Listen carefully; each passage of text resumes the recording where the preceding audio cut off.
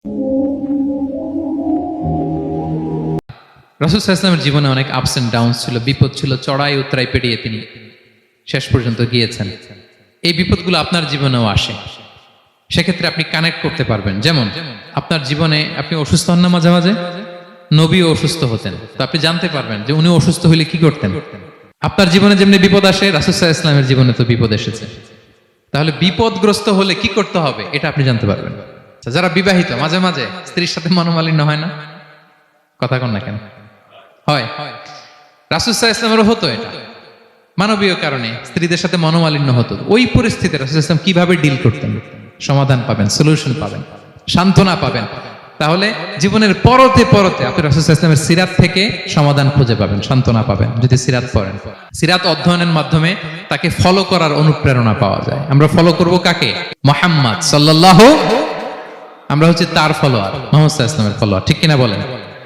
এবং আল্লাহর ভালোবাসা যদি আমরা পেতে চাই, আল্লাহ বলেন ফাত্তাবিউনি ইউহিব্বুকুমুল্লাহ। যদি আল্লাহর ভালোবাসা চাও, নবী সাল্লাল্লাহু আলাইহি ওয়াসাল্লামের অনুসরণ করো, এটা অবশ্যই করতেই হবে। তাহলে সিরাত যদি আমরা পাঠ করি, তার বিষ্ণু সাল্লাল্লাহু আলাইহি ওয়াসাল্লামকে অনুসরণ করার প্রেরণা আমাদের মধ্যে আসবে। সবশেষ কথা হচ্ছে তার প্রতি ভালোবাসার নমুনা হিসেবে আমরা যেন তার প্রতি বেশি বেশি দুরূদ শরীফ পড়ি। আল্লাহুম্মা সাল্লি ওয়া সাল্লিম ওয়া বারিক আলাইহি সাল্লাল্লাহু আলাইহি ওয়াসাল্লাম।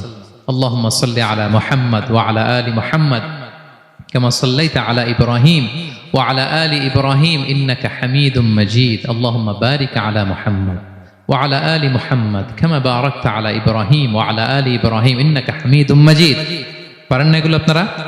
যে যেটা পারেন বেশি বেশি দুরূদ পড়বেন। দুরূদ এটা এমন ইবাদত, এই ইবাদত আল্লাহ নিজেও করে, ফেরেশতাদেরও করতে বলে, আমাদেরও করতে বলে।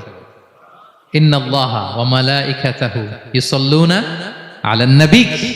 আল্লাহ এবং ফেরেশতা ওনারাও রাসূল সাল্লাল্লাহু আলাইহি ওয়াসাল্লামের উপর দুরূদ পাঠায়। হে বিশ্বাসীরা, ইয়া আইয়ুহাল্লাযীনা আমানু সাল্লু আলাইহি ওয়া সাল্লিমু তাসলিমা। আল্লাহুম্মা সাল্লি ওয়া সাল্লিম ওয়া বারিক আলাইহি। রাসূল সাল্লাল্লাহু আলাইহি ওয়াসাল্লামের উপর বেশি বেশি দুরূদ পাঠ করতে হবে। একবার যে দুরূদ পড়ে, আল্লাহ বলে তার উপর আমি 10টা রহমত নাজিল করি। বিশেষ করে জুমার দিনে রাসূল সাল্লাল্লাহু আলাইহি ওয়াসাল্লামের প্রতি আমরা যেন বেশি বেশি দুরূদ পড়ি। কোন দিনে মনে থাকবে? জুমার দিনে এক সুন্নাত হচ্ছে সূরা কাহাফ তেলাওয়াত করা, আর একটা সুন্নাত হচ্ছে বেশি বেশি বিষ্ণু সাল্লাল্লাহু আলাইহি ওয়াসাল্লামের উপর কি পড়া? দুরূদ পাঠ করা। মনে থাকবে তো? তাহলে প্রিয় ভাইরা, আসুন আমরা প্রতিজ্ঞা করি, আমরা বিষ্ণু সাল্লাল্লাহু আলাইহি ওয়াসাল্লামের একটা ভালো সিরাত গ্রন্থ শুরু থেকে শেষ পর্যন্ত আগামী রবিউল আউয়াল মাস আসার আগে আমরা পড়ব। জীবনের প্রতিটি ক্ষেত্রে নবী সাল্লাল্লাহু আলাইহি ওয়াসাল্লামের অনুসরণ করব। হ্যাঁ, পারা যাবে? ফ্যামিলিতে, সমাজে, রাজনৈতিক ময়দানে, সব জায়গায় বিষ্ণু সাল্লাল্লাহু আলাইহি ওয়াসাল্লামের অনুসরণের দরকার আছে না নাই? তাকেই অনুসরণ করতে হবে। মুক্তি পেতে চাইলে তাকেই অনুসরণ করতে হবে। আসুন জীবনের প্রতিটি অঙ্গনে আমরা যেন শুধু তাকেই অনুসরণ করি, কারণ তাকে অনুসরণ করার মধ্যেই রয়েছে আমাদের জীবনের আলোকস্নাত মুক্তি। আল্লাহ তাআলা আমাদের সবাইকে কথাগুলো বোঝার ও আমল করার তৌফিক দান করুন।